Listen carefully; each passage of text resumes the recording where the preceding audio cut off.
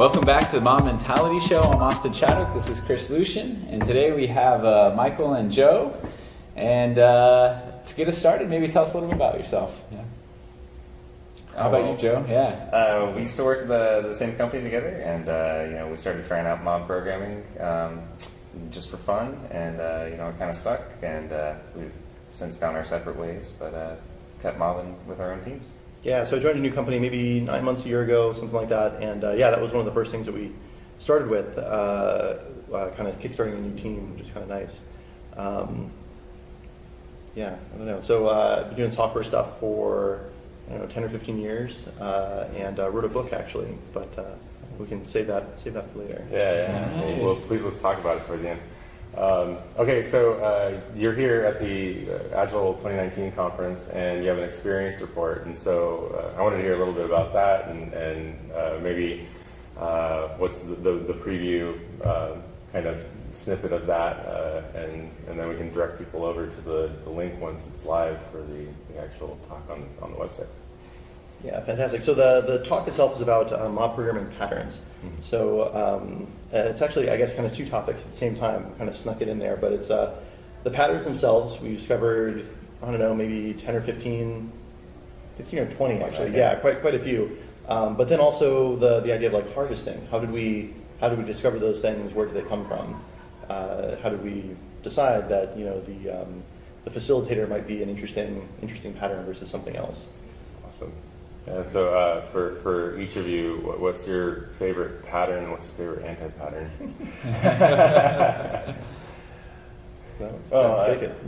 Okay, so I think probably the researcher pattern is probably at least one of the most effective patterns that we discovered in our mob. Having somebody go out and figure out how to solve a problem before you get to it, and getting people to be really proactive about that. Really helped us speed up our productivity. Nice. Our biggest anti-pattern. I think we only have one anti-pattern in the paper. So. Yeah, probably the Fight Club. Okay. People butting heads. Yeah. Okay.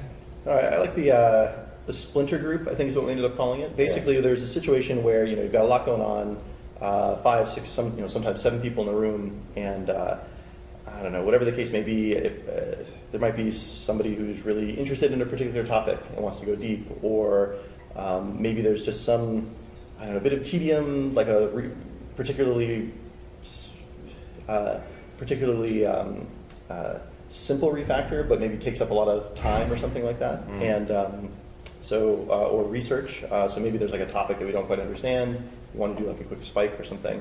So getting a small group, 1, 2, 3 people to kind of splinter off and go figure that out, and then come back once that task is completed. I think that's pretty cool. It's something that we saw just kind of naturally happening. We didn't have to encourage it or tell people to do it. It just sort of happens. So. Yeah, I think I had an experience with a mob, and I wasn't in this mob, but I was watching it happen kind of from the periphery, and it was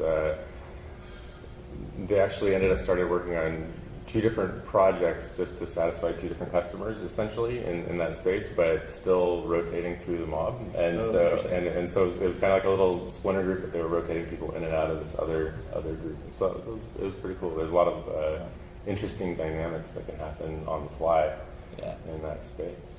So very cool. Yeah, and I just thought it was really cool how I've been mob programming a little while, and we've been discovering patterns as we go as well, and it's just really cool to see other people discovering their own patterns and how there's some similarities and there's some differences. Like the researcher is a role that Willem Larson has documented in the Mob Programming RPG, but also the splitting off. I've been on a mob where we do that on occasion.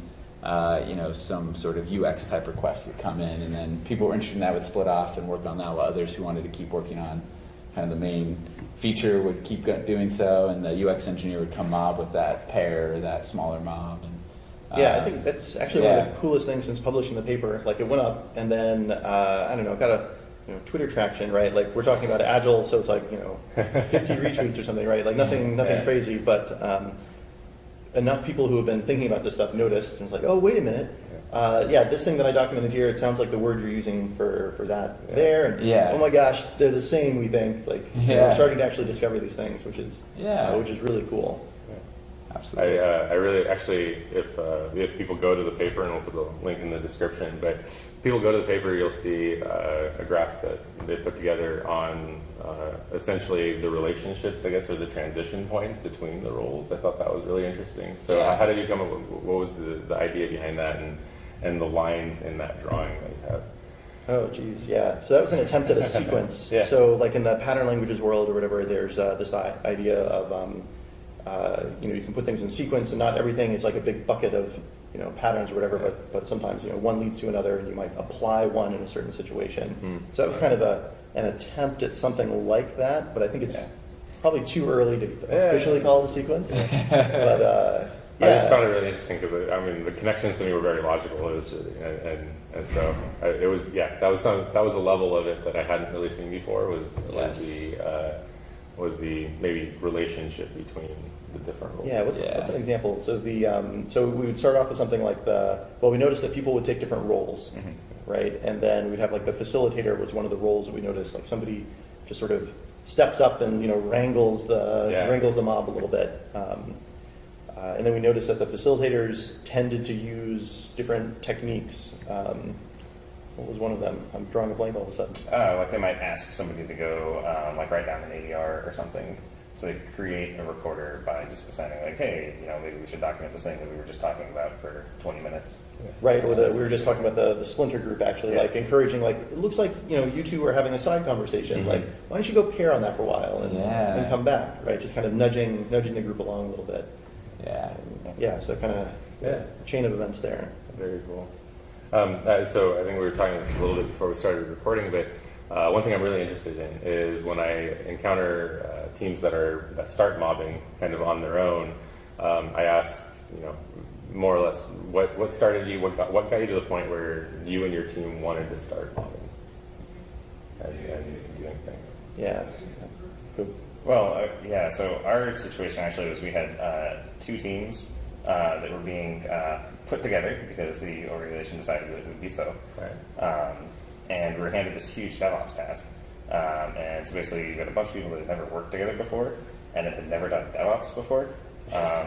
And so we're like, ooh, well, how do we more often than you think. how do we onboard all these people and bring everybody up to speed together?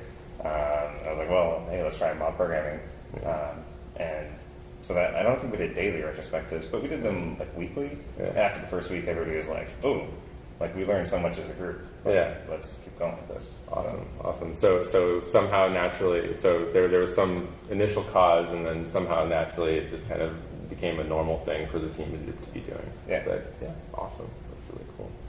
And so you said earlier that you went your separate ways. So how did you introduce mobbing in a new organization or along those lines? Yeah, very timidly. Okay. I guess, the premise, it sounds insane, right? It's like we want everybody to get into a room, and one person is gonna do the coding at a time. It's like pair programming, but a lot more. The management immediately is just kind of, okay, you want to do what now? But the team responded really well to the idea. I think trying something a little out there, seems exciting. And we were at a point also where it was a brand new team, basically. We had one person who was more experienced in the domain than everybody else and really knew the code base. And we had a new, basically greenfield style development. So there was a lot of thinking, a lot of design work that had to happen.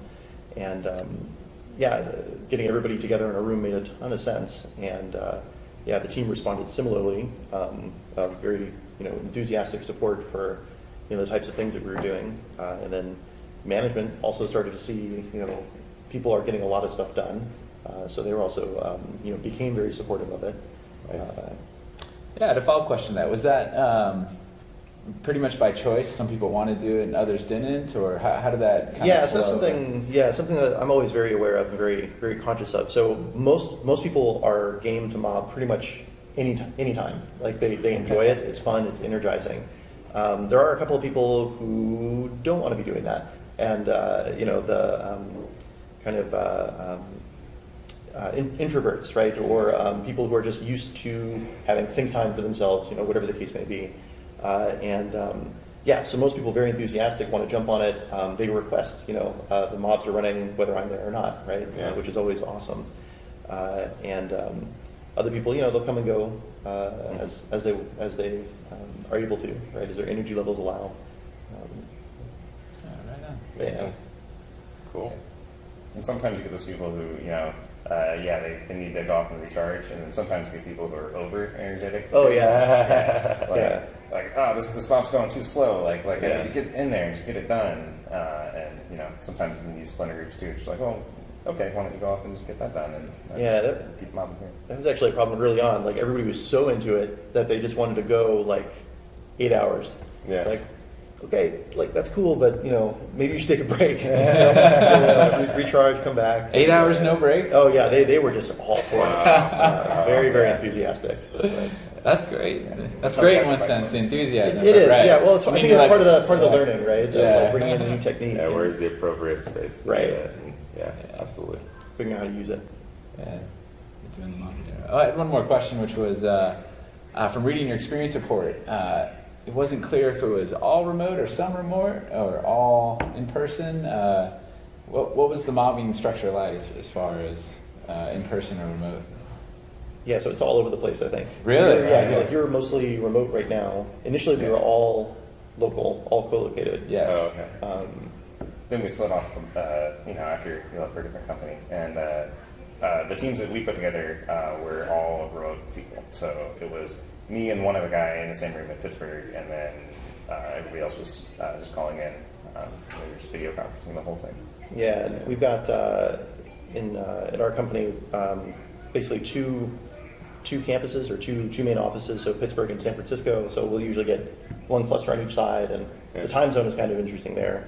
So we can actually get people in the mob from 10 in the morning till Nice. I guess 7 or 8 East Coast time, which is kind of neat. We had to work on transitions, but yeah, so it's distributed, but partially distributed, I guess. Yeah. And then we've got one or two other individuals who maybe they're working from home, or one or two people are working remotely full time, and they'll join as well. So I know that our audience will definitely want to know this, was there any externally available tooling that was very helpful for mob programming, like conferencing or anything along those lines? How did, any publicly available tools that you might recommend for mobbing remotely? Slack screen sharing, actually it was the best. Oh, really? Because you just draw it right on the screen. Yeah. So when you're not all in the same room and you can't Yeah. point at code, it's really nice to have everybody drawing on the screen. You can be like, oh, look at this thing here, or whatever. Refactor this function, it sucks. Yeah. Okay. So maybe the equivalent of a laser pointer or something Yeah. like that when you're all together in the same room. Awesome. Yeah, we do a combination of the Google Hangouts with Drive, so shared documents for sharing notes and things like that. Okay. And then we use a tool called Miro. It's like a whiteboard, digital whiteboard kind of thing. So Nice. when you need to get up and draw, Yeah. especially when we've got the two offices going at the same time, Yeah. that's pretty nice. And we'll actually share an example of what that Miro board looks like at the talk on whatever day it is, Wednesday, Awesome. Thursday, Yeah. Wednesday. Thank you. Yeah, usually the Agile Alliance puts the experience reports up, and so if you have an Agile Alliance account, then you'll be able to watch their talk. Okay, so I think that this is a good place to wrap it up, and unless anybody has any last comments or anything along those lines for the audience, or maybe. No, so I guess I am kind of interested in seeing this patterns concept keeping going. There's a couple of groups who are collecting patterns right now. I guess if people have patterns, it would be fantastic to either validate, like me too, I've seen that, right? We're doing that, or contributing new patterns, things like that, and maybe we'll see these things start to coalesce absolutely. over the coming weeks and months. So this is an official invitation to join our community and be an active part of the community. And so for all the people that are just watching the YouTube channel and not participating, come on Twitter and join the discussion. Yeah. So- And I'll put it in the show notes, the various links to the places where patterns are held. And I've been contributing, and people have been accepting pull requests, and it's been fun to see them all start to merge and cross-reference each other. Yeah, And, it's kind of an exciting time. Yeah, it is. It definitely is. Yeah. Okay. Also buy his book. Oh yeah, Yeah. what's, Oh, yeah, yeah. let's You talk about your book. must plug. Absolutely, You must yeah. plug Oh, sure, now. sure. Yeah. So the book is called Design It, From Programmer to Software Architect on the Pragmatic Programmers. Awesome. Excellent. Right on. Okay, and maybe we'll try and get a link in the description for that one. So. Yeah, well. Fantastic. All right. Thank you very much. And don't forget to like and subscribe and hit the notification bell and all that. And we'll see you next time. Have a good one. All right.